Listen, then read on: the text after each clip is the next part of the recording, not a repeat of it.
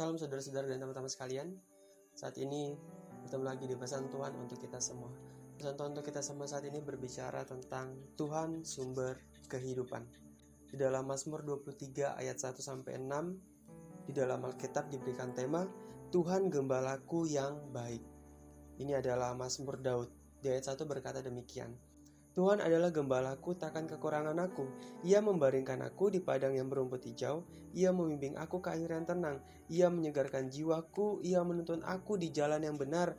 Oleh karena namanya, sekalipun aku berjalan dalam lembah kekelaman, aku tidak takut bahaya, sebab Engkau besertaku. Gadamu dan tongkatmu, itulah yang menghibur aku. Engkau yang menyediakan hidangan bagiku di hadapan lawanku. Engkau mengurapi kepalaku dengan minyak. Pialaku penuh melimpah, kebajikan dan kemurahan belaka akan mengikuti aku seumur hidupku, dan aku akan diam dalam rumah Tuhan sepanjang masa. Tuhan adalah sumber kehidupan. Di dalam perjanjian baru, ketika Tuhan Yesus berkata kepada murid-muridnya, saat itu Tuhan sedang menyampaikan atau Tuhan sedang melakukan pemuritan kepada orang-orang yang mengikuti dia dan murid-muridnya. Tuhan berkata bahwa dia adalah roti hidup.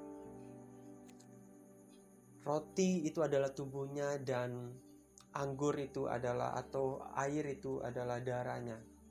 Dia berkata seperti itu dan banyak dari antara murid-muridnya di luar dari 12 murid Tuhan Yesus meninggalkan Tuhan Yesus. Banyak dari mereka meninggalkan Tuhan Yesus di saat itu. Nah, ini adalah cerita Daud di mana Daud sedang dikejar-kejar oleh Saul. Daud sedang dihimpit oleh keadaan dan situasi membuat dia sangat sulit untuk dia itu bisa berkata Tuhan kekuatanku, Tuhan gembalaku. Tapi di Mazmur Daud, bahkan di kisahnya Daud juga di dalam Samuel, Daud tetap percaya, menaruhkan kepercayaannya kepada Tuhan. Dia tidak goyah sedikit pun, sekalipun dia merasa ketakutan dan dia merasa bahwa Tuhan, aku seperti dikejar-kejar seperti orang atau hewan yang sedang diburu. Tapi di titik itu Daud tidak meninggalkan Tuhan dan Daud tidak kecewa dengan Tuhan. Justru di saat itu Daud semakin dekat dengan Tuhan. Tuhan adalah sumber kehidupan kita. Daud tahu bahwa Tuhan adalah sumber kehidupannya dia. Sekalipun dia dikejar oleh Saul, sekalipun banyak orang yang memburu Daud, tapi Daud tetap menaruhkan iman percaya dia kepada Tuhan. Karena kenapa? Karena dia tahu hanya Tuhanlah sumber kehidupan dia. Hanya Tuhanlah satu-satunya yang tahu situasi di mana saat ini dia berada. Di dalam Efesus 2 ayat 8-10 berkata demikian. Sebab karena kasih karunia kamu diselamatkan oleh iman, itu bukan hasil usahamu tetapi pemberian Allah. Itu bukan hasil pekerjaanmu. Jangan ada orang yang memegahkan diri, karena kita ini buatan Allah, diciptakan dalam Kristus Yesus untuk melakukan pekerjaan baik yang dipersiapkan Allah sebelumnya. Ia mau supaya kita hidup di dalamnya. Poin pertama, berkat terbesar adalah keselamatan dan kehidupan yang diubahkan. Tahukah kita bahwa berkat terbesar yang Tuhan berikan dalam kehidupan kita adalah keselamatan? Karena begitu besar kasih Allah akan dunia ini, sehingga dia mengaruniakan anaknya tunggal supaya barang siapa yang percaya kepadanya tidak binasa melainkan beroleh hidup yang kekal. Berkat terbesar yang Tuhan berikan dalam hidup kita adalah keselamatan. Kenapa keselamatan? Keselamatan itu diperlukan oleh umat manusia pada sebelumnya Tuhan Yesus datang ke dunia. Banyak dari manusia itu kami butuh satu orang yang menyelamatkan kami. Kami butuh orang-orang yang bisa menyelamatkan kami. Dan sebelum Tuhan Yesus datang ke dunia, sudah banyak orang yang berusaha untuk menyelamatkan orang lain ataupun menyelamatkan dirinya sendiri. Tetapi mereka lupa bahwa tidak ada yang bisa menyelamatkan orang lain ataupun dirinya sendiri kecuali Tuhan Yesus Kristus yang datang ke dunia 2000 tahun yang lalu. Berkat terbesar adalah keselamatan dan kehidupan yang diubahkan. Setelah keselamatan ada yang namanya kehidupan yang diubahkan.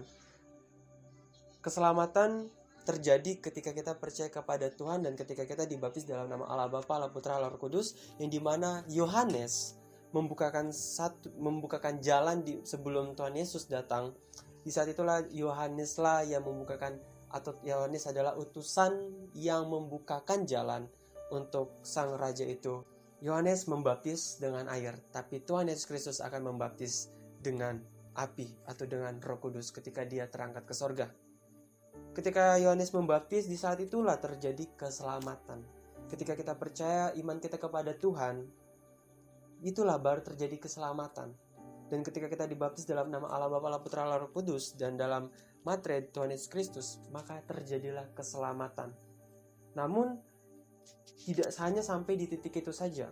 Kita perlu yang namanya kehidupan yang diubahkan. Dan kehidupan diubahkan ini perlu yang namanya Holy Spirit atau Roh Kudus. Maka itu Tuhan Yesus berkata, Yohanes membaptis kamu dengan air, tapi aku akan membaptis kamu dengan api atau dengan Roh Kudus, Holy Spirit. Yaitu salah satunya adalah dengan tanda berbahasa roh atau berbahasa lidah. Dan tanda-tanda lainnya juga ada yang lain. Seperti orang yang dalam dirinya ada Roh Kudus, dia pasti tidak akan mendukakan hati Roh Kudus. Seperti sumpah serapah dan perkataan-perkataan yang mendukakan hati Tuhan dengan cara kita menyakiti orang lain. Dan itulah yang dimananya beberapa tanda juga Roh Kudus sudah ada di dalam diri kita. Dan bagaimana cara kita menerima Roh Kudus? Sebenarnya ketika kita menerima Tuhan, kita sudah satu paket dengan menerima Roh Kudus. Hanya saja seringkali kita menolak dengan salah satu kehadirannya, yaitu Holy Spirit. Kita hanya mau mengenal Tuhan, tapi kita tidak bisa hanya mengenal Tuhan. Orang yang mengenal Tuhan pasti harus bisa juga mengenal Holy Spirit. Karena apa? Karena Allah Tritunggal adalah satu. Artinya ketika kita percaya kepada Tuhan Yesus Kristus, ya kita sudah satu paket dengan Allah Bapa, Allah Putra, Allah Roh Kudus. Berkat terbesar adalah keselamatan dan kehidupan yang diubahkan. Tuhan adalah sumber kehidupan kita. Kemanapun kita pergi, Dia tetaplah Allah yang menjadi sumber kehidupan kita. Di dalam firman Tuhan berkata, kemanakah aku dapat menjauhi roh-Mu ya Tuhan? Berkat terbesar adalah keselamatan dan kehidupan yang diubahkan. Saat ini ketika kita mendapatkan kesempatan untuk kita bisa berubah, maka berubahlah, karena di saat itulah kita sedang diberikan sesuatu, yaitu berkat yang tidak akan pernah kita dapatkan selalu, yaitu itu diberikan ketika kita memberikan atau membuka diri untuk Tuhan masuk dalam hidup kita dan menjadi Tuhan dan Juru Selamat kita, dan untuk Tuhan masuk dan melalui Roh Kudus-Nya mengubahkan hidup kita. Filipi 4 ayat 19 berkata demikian, Allahku akan memenuhi segala keperluanmu menurut kekayaan dan kemuliaannya dalam Kristus Yesus. Poin kedua adalah kebutuhan dan keperluan kita akan juga Dia perhatikan. Tuhan adalah sumber kehidupan kita. Dia bukan hanya memperhatikan apa yang mungkin kita perlukan secara kerohanian kita, tapi Dia juga memperhatikan apa yang diperlukan secara jasmani kita. Kita perlu makan, kita perlu minum, dan kita perlu kebutuhan-kebutuhan lainnya di dalam jasmani kita. Dan Tuhan memperhatikan itu. Dan Tuhan juga melihat segala keperluan kita. Apa saat ini kalau kita butuh sesuatu dalam studi atau sekolah kita, dalam kampus kita, kita butuh sesuatu yang mungkin kita butuhkan, di saat itulah Tuhan memenuhi segala keperluan dan kebutuhan kita. Di dalam Matius 6 ayat 33 berkata demikian, tetapi carilah dahulu kerajaan Allah dan kebenarannya, maka semua itu akan ditambahkan kepadamu. Poin ketiga adalah carilah Tuhan, sebab segala sesuatu berasal dari Dia. Kita tidak bisa tidak mencari Tuhan ketika kita meminta sesuatu. Kita perlu mendekat kepada Dia ketika kita meminta sesuatu. Karena itu carilah dahulu kerajaan Allah. Ketika kita mencari kerajaan Allah, maka kita akan menemukan Dia, kita akan menemukan sumber kehidupan itu. Dan seperti kata firman Tuhan, maka semua itu akan ditambahkan kepadamu. Carilah dahulu kerajaan Allah dan kebenarannya. Kita bisa meminta sesuatu kepada Tuhan, tapi Tuhan mau kita adalah carilah dulu kerajaan Allah, agar apa yang kita minta itu sesuai dengan kebenarannya, agar ketika doa yang kita minta tidak Tuhan kabulkan atau belum Tuhan jawab, kita tahu mungkin saja apa yang kita minta itu tidak sesuai dengan kebenaran firman-Nya. Sebab Matius 6 ayat 33 berkata, tetapi carilah dahulu kerajaan Allah dan kebenarannya, maka semuanya itu akan ditambahkan kepadamu. Ketika kita mengutamakan Tuhan terlebih dahulu, ketika kita mencari kerajaan Allah terlebih dahulu, apapun yang kita akan minta nantinya itu akan sesuai dengan firman Tuhan, dan itu Tuhan akan kabulkan. Karena ketika kita dekat dengan Tuhan, kita kenal pribadinya, kita akan tahu doa yang berkenan atau doa yang tidak berkenan, dan kita akan menghindari dengan doa-doa yang tidak berkenan di hadapan Tuhan, dan karena kita mengenal pribadinya. Karena itu hubungan dengan Tuhan itu sangat penting melalui satu doa pribadi, agar ketika kita meminta sesuatu itu sesuai dengan apa kehendaknya, dan tidak sesuai dengan apa yang kehendak kita saja, tapi itu sesuai benar-benar dengan kehendaknya Tuhan. Karena itu sebelum kita meminta, carilah dulu kebenaran dan carilah dulu Dia, agar apa yang kita minta nantinya itu berkenan dan tidak membuat kita kecewa ketika Tuhan tidak mengabulkannya.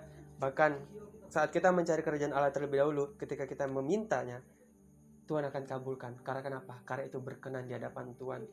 Karena kita mengenal pribadi Dia dan kita dekat dengan Dia.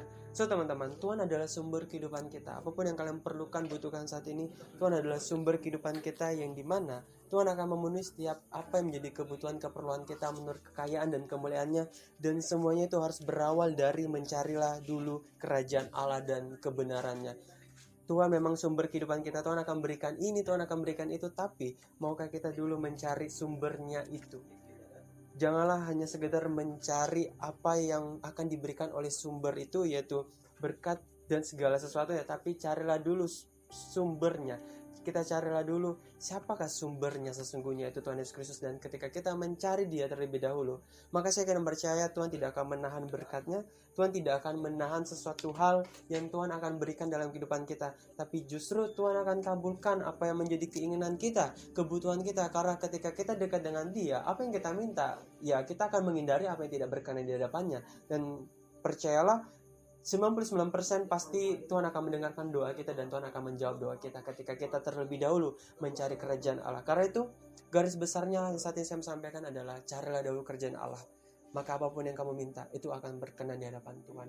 Karena ketika kamu kenal Dia, kamu tidak akan meminta sesuatu hal yang Dia tidak mau kamu minta. Oke? Karena itu Tuhan akan kabulkan apa yang tidak mencelakakan hidupmu dan apa yang tidak membuat kamu jauh daripada Tuhan. Tuhan akan kabulkan apa yang membuat kamu semakin dekat dengan Tuhan, apa yang membuat kamu terlibat dalam pekerjaan Tuhan, visi dan panggilan Tuhan. Itulah Tuhan akan kabulkan dalam kehidupanmu. Karena itu Tuhan akan kabulkan apa yang menjadi visi Tuhan dalam hidupmu, yaitu masa depan yang indah, yaitu panggilan Tuhan yang Tuhan akan nyatakan dalam kehidupan kita masing-masing. So teman-teman, saat ini saya tidak tahu apa yang menjadi pergumulan kalian, tapi izinkan saya berdoa untuk kalian, untuk kalian bisa semakin dekat lagi dengan Tuhan. Dan apapun pergumulan kalian, percayalah dan ketahuilah cara dulu kerajaan Allah, maka semua itu akan ditambahkan kepadamu. Dan saya yakin dan percaya tidak ada sesuatu masalah yang mustahil untuk Tuhan selesaikan, asal kita mencari terlebih dahulu wajahnya. Kita masuk dalam hadiratnya setiap subuh, setiap pagi, setiap sore, setiap malam, setiap saat kita mencari wajahnya. Karena itu saya tidak tahu apa yang kalian hadapi saat ini, tapi izinkanlah saya berdoa untuk kalian saat ini.